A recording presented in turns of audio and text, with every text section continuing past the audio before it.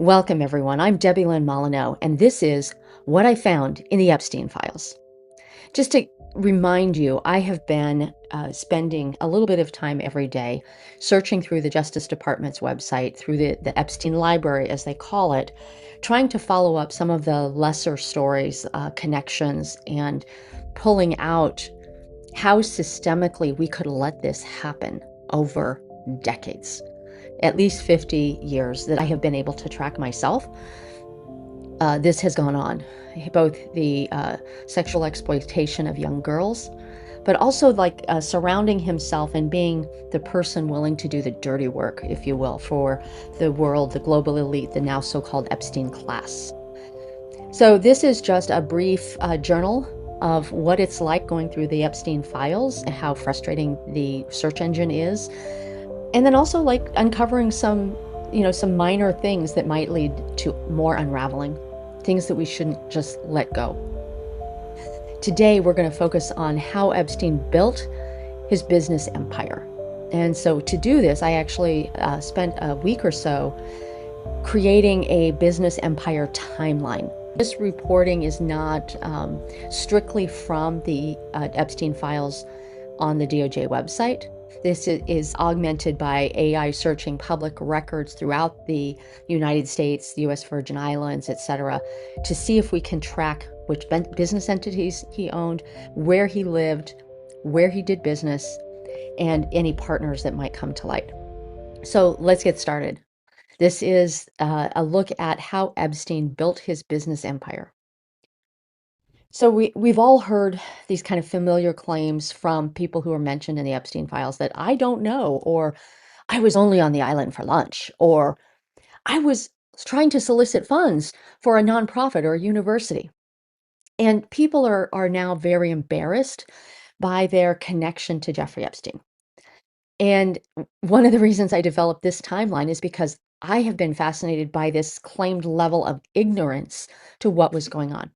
And this timeline kind of helped me understand the perspective of people that were in Epstein's orbit, but perhaps not involved in the drugs or human trafficking elements. So this is what was publicly available as we go through the timeline.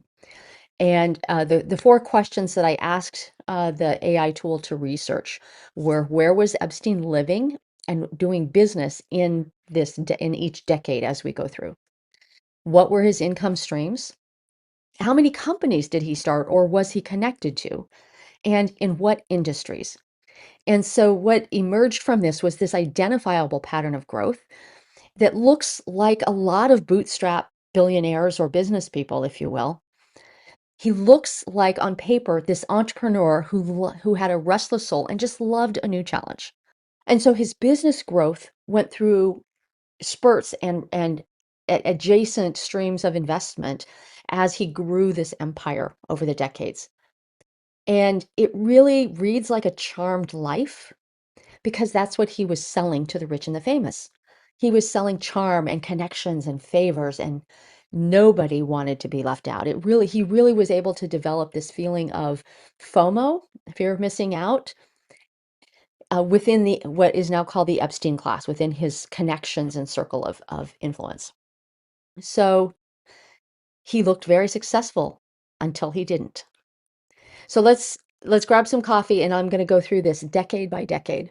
All right, so let's start in the 1970s. In the 1970s, he grew up in New York City, graduated high school, started college, and then dropped out of college. So he grew up in Brooklyn, went to Cooper Union High School, and then New York University's Current Institute, but never finished his degree.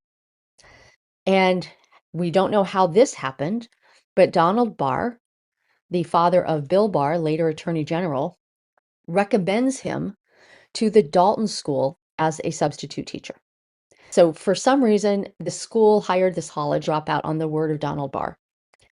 And for this decade, his income stream is really the clearest for any period of his life, because he had a salary from teaching. And then after he left the Dalton School after 2 years and went to work for Bear Stearns in 1976. Yes, that Bear Stearns that went bankrupt in the 2008 financial crisis. More on that later. There is no strong public evidence that he had any independent enterprise in the 1970s. He worked for Dalton School. Well, first of all, he dropped out of college. Then he worked for Dalton School. Then he worked for Bear Stearns. And this gave him two crucial connection points, if you will, because Dalton School is a very exclusive private school in New York City where the wealthy elite, global elite, I would say, send their kids to school there. And it is at Dalton that Donald Barr recommended him to be hired that he met Alan or Ace Greenberg, who would then go on to hire him at Bear Stearns. Stay tuned on that one. That name pops up again as well. And so the 1970s time frame, if you will, and looking at the business empire is really based on Epstein's testimony in lawsuits that he was a part of and his depositions over the years. We don't really have a lot of public information available except for the depositions. So just kind of also bear that in mind. This decade of the 1970s is what Epstein himself told us. Okay, let's move on to the 1980s. Jeffrey Epstein was still based in New York. And this is the decade where he had his first private enterprise, the first time he was associated with his own company. So by 1980, he had become a limited partner at Bear Stearns. Like that is a meteoric rise for 4 years. But he left the firm in March of 1981. And in April of 1981, he gave sworn testimony to the SEC about his Bear Stearns period. And after that, he began operating independently through something called Intercontinental Assets Group, which is the first documented post-Stearns business vehicle that's tied to him. And so I want to stop and look at the timing here again, because there's no clues about what he was testifying to the SEC about, but we know that he worked for Bear Stearns until March, and then in April he was testifying about something with Bear Stearns in April. So whether he was at the center of that or whether he was ratting on somebody else, we don't know. We just know that that's the timing of it all. And the 1980s are the decade when his business model first becomes visible, but it's not clear. It's not transparent at all. It's very murky. And there was a lawsuit that happened in the early 80s. It's the Stroll v. Epstein. And it confirms that in June of 82, so just a year after he left Bear Stearns, he was involved in some real estate joint venture with investor Michael Stroll. And this dispute continued into 1984. And that the depositions and the testimony around that lawsuit is what we have for the early 1980s. Epstein was not consulting in some abstract, vague way. He was using the company IAG in actual deals. And then, of course, by the late 1980s, Stephen Hoffenberg and Epstein had crossed paths. And so Hoffenberg was the head of Towers Financial Empire. And he was introduced to Epstein by Douglas Leese in the United Kingdom. And this is the first time also that there's evidence that Epstein was traveling outside of New York to do business in other parts of the world. And so he doesn't have a residence there yet, but he could obviously be seen as becoming that global connector we later knew him to be. An interesting point to note, two things here. One, Douglas Leese, in his recommendation to Hoffenberg, said Epstein is the most brilliant financial, I think it was hedge fund manager I have ever seen, and he has absolutely no morals. That was his recommendation. Hoffenberg hired him. They made a ton of money. And then before too long, I think it was in the 90s, we'll get to that in a minute, Stephen Hoffenberg was actually convicted of running what was then the largest Ponzi scheme in US history. It was almost $500 million, only to be supplanted later on by Bernie Madoff. Somehow, Epstein walked out of that with no charges and no jail time, and Stephen Hoffenberg went to prison for 10 years. Later on, in the last years of his life, Stephen Hoffenberg was working with Epstein survivors and trying to get Epstein to pay them. So he had some remorse and was looking for redemption. All right. Now, the income streams for Epstein during this decade were all related to securities trading, finance, distressed or opaque deal making. He kind of marketed himself as a fixer to wealthy people who had either been scammed or had gotten themselves into hot water, having cash flow issues. And he was kind of their fixer that would come in and make them look whole again. And that was his advisory work for wealthy clients. And I think that so still based in New York and traveling to Europe. All right, let's call the 1980s to a close. And let's move into the 1990s. So in the 1990s, this is where Epstein's enterprise becomes much larger and more easy and easier to see, more legible. His main hubs at this point, this is the decade where he expands from New York to Palm Beach and then also to Ohio because of a patron or client named Les Wexner. When he entered Les Wexner's orbit, he got a power of attorney from Les Wexner to do whatever he wanted to do with Les Wexner's money. It was a blanket power of attorney that legal experts, here we are 30 years later, are still wondering what the hell was this man thinking? Now, when Wexner testified before Congress in February, I think it was, of 2026, he claimed that Epstein was a con artist and he was fooled. Given that he built up a multi-million dollar industry, billion dollar probably industry around fashion, I find that hard to believe that he was that stupid. But I digress. So here we are. Epstein's in New York City, Palm Beach, Ohio. And then by the second half of that decade, he was also in the US Virgin Islands. So he bought his Palm Beach house in 1990. He got the POA in 1991. He bought Zorro Ranch in 1993. So there we add New Mexico to that. And he was living in Les Wexner's Manhattan townhouse by 1995. And then he established the financial trust company in St. Thomas in 1996, and he acquired Little St. James Island, also known as Epstein Island, in 1998. So the 90s were rapid expansion and a lot of property acquisition. And this is also, where a public explanation for his wealth is offered, tied to Les Wexner and money and properties, and then reinforced by the tax advantages in the U.S. Virgin Islands. So in order to move money offshore into the U.S. Virgin Islands, he had to establish residency there. And he ended up saving about, they're estimating about $30 million by headquartering in St. Thomas. So there are two core business holdings in the 1990s for Epstein. There's the J. Epstein and Company, and there's the Financial Trust Company, which was based in the U.S. Virgin Islands.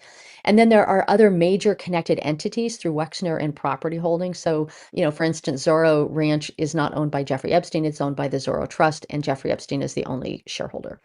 So there's those kinds of shell companies now that are starting to be formed throughout his network. Too many for me to go through here, but happy to provide you with the report, the full report, if you want to look at it.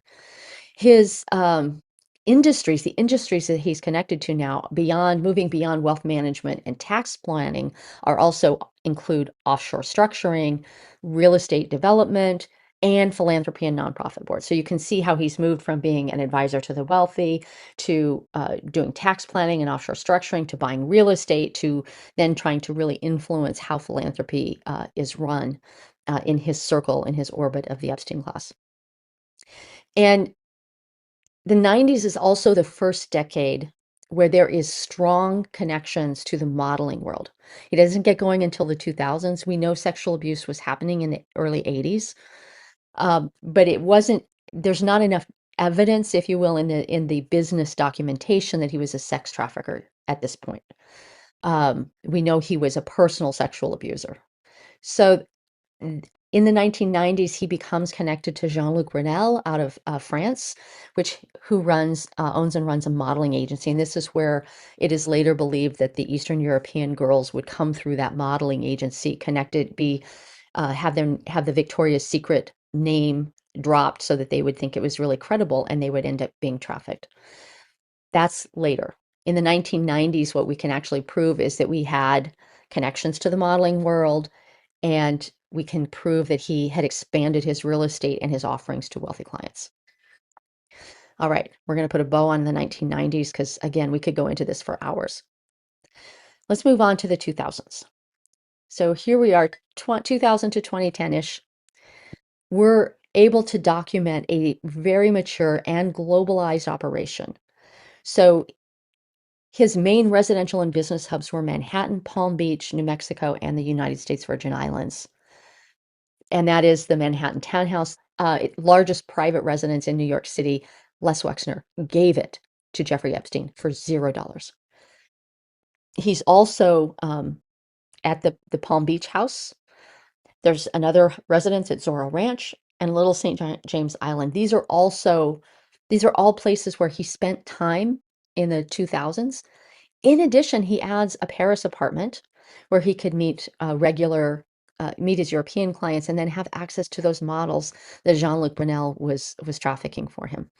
And there are now flight logs between all of these cities because he owns an air transport company and a couple of jets. This is where the jets kind of start to come in a big way. So income in this period appears to have come from three kind of main buckets. There was the wealth advisement fees from a very small number of ultra wealthy clients. There are investment returns, such as on any limited partnership deals he might be doing, and there was tax savings through the United States Virgin Islands. And Forbes reported in this decade that Epstein's two main businesses later took in more than $800 million between 1999 and 2018. That included somebody paying him $490 million in fees and $310 million in investment returns. And so while the USVI structure dramatically reduced his taxes, so he's making a shit ton of money and paying virtually no taxes because he's set it up that way. Think about that and how interesting that could be for other things happening today. So this decade adds, another specialized finance arm. He was tied to something called Liquid Funding Limited, which is Bermuda Incorporated, and it's a structured finance company in the repo and mortgage-linked securities market. And public reporting places him as the president of this limited company between 2000 and 2007. And he was also linked to a shared venture with Jean-Luc Brunel called Model Management in the 2000s. So the modeling connection here becomes firmer. So he's gone from finance and real estate and tax structuring to including now modeling air travel to rich people. And then this really sick, the investment that they're talking about, as I read through this, looks to me like he was part of the repo and mortgage after the financial crash. So he helped set up this. This is my take on this, the Bear Stearns thing I mentioned earlier. There is something there. I don't have the exact link yet, but there's something between the Bear Stearns failure, the mortgage companies, and now Epstein making money off of the repossession market for defaulted mortgage. So it's just freaking creepy. That's all I can say. So there are 5 clearly identified Epstein-linked entities in this period. There's what we started with, the J. Epstein and Company, and the Financial Trust Company. Now we're adding Liquid Funding Limited, Little St. John LLC, and the MC2 Model Management. So those are the 5 main companies that then scatter into a bunch of shell companies. The industries, I was just talking about this, are wealth management, offshore finance, structured credit, property holding, and modeling and talent recruitment. And again, the air travel is in there as well. Okay, this is the last decade. I told you this was a long one. I hope your coffee's still warm. So from 2010 until the time of his death, Epstein still operated out of Manhattan, Palm Beach, New Mexico, Paris, and the U.S. Virgin Islands. But the USVI is clearly the center of the financial operation. And his will that he signed 2 days before his death, leaving everything to a Russian model, states that he was a resident and had his domicile in the USVI. He added Greater St. James Island in 2016, so he started increasing or kept increasing his island footprint. I would note, I just need to dip back into the previous decade. The 2000 to 2010 was that decade where he was actually convicted of sexual molestation of a child. And look at how much his business grew despite that. Blows my mind. Okay, back to his last decade on Earth. So in this decade, or actually after his death, United States Virgin Island filed a lawsuit against the Southern Trust Company, which was the central operating company and names of this cluster of property and transport entities that Epstein owned. So, and they were suing because all of Southern Trust's income came from a single source, and that 158 million was paid to Southern Trust between 2013 and 2017, representing 85% of total revenues in that span. Likely, this is the money that came from Leon Black. It has not been, I don't think it's been definitively proven, but they might still be working on that. And USVI is now claiming harm, and they're trying to recover money to help pay for child abuse prevention and counseling and things like that for their residents. So the rest of this is kind of murky unless you want to read through the USVI v. SunTrust, which I've read some of it. It's really, really long. But the money picture is fairly clear that he made a lot of money. He ran it through the U.S. Virgin Islands, and it was probably from Leon Black's fees, shall we say. So the conservative count for 2000 to 2019, so this is the decade after he was a convicted sex offender, there are at least 8 named entities that are clearly tied across trust and financial services, real estate and property holding, aviation, tax advantage, corporate structuring, model management, and even more exploding shell companies. So where does this leave us? The through line across all 5 decades is that his business arc is fairly clear, even though the details remain very murky. He starts as a New York teacher and a Wall Street employee in the 70s. He becomes an independent deal maker in the 1980s. He turns into a Wexner-centered wealth manager and offshore operator in the 90s. He builds a multi-property, multi-entity global operation in the 2000s while he's becoming known as a pedophile. And then he ends his life running a United States Virgin Islands centered network of trusts and holding companies and transport property entities that are supported by a very tiny number of ultra wealthy clients that are looking for major tax advantages. Now, this business structure has been easier to document than the exact growth curve of the trafficking network for obvious reasons. But survivor statements and criminal cases and then later civil filings show abuse was spanning over this entire time, over the 50 years, at many properties. But the exact point and step-by-step expansion of the abuse network is not nearly as well documented yet as the corporate and property trail. One thing I can say is I'm working on another longer format piece around the Epstein files is they were very careful. All of these ultra wealthy people were extremely careful to not put anything in writing. Part of what is needed in the United States is a chain of evidence that proves beyond a reasonable doubt. And these people, starting with Epstein himself, were very, very careful not to leave a trail. So as frustrated as I am that there is nobody going to jail for these horrific crimes, we have to recognize that our legal system makes prosecuting someone, proving their guilt beyond a reasonable doubt, very hard on purpose. And these people have figured out how to pervert the course of justice, by making sure they have all the players in place, all of their assistants and executives and chauffeurs, and etc., who are the ones doing the actual communicating and nothing in writing. So I hope you have enjoyed this episode of what I learned in the Epstein files, tracking the business empire growth over 5 decades until, of course, he was found dead in his jail cell. The more I read, the less I think it was suicide. I hope you'll join me next time for what I found in the Epstein files. This is Debbie Lynn Molyneux signing off.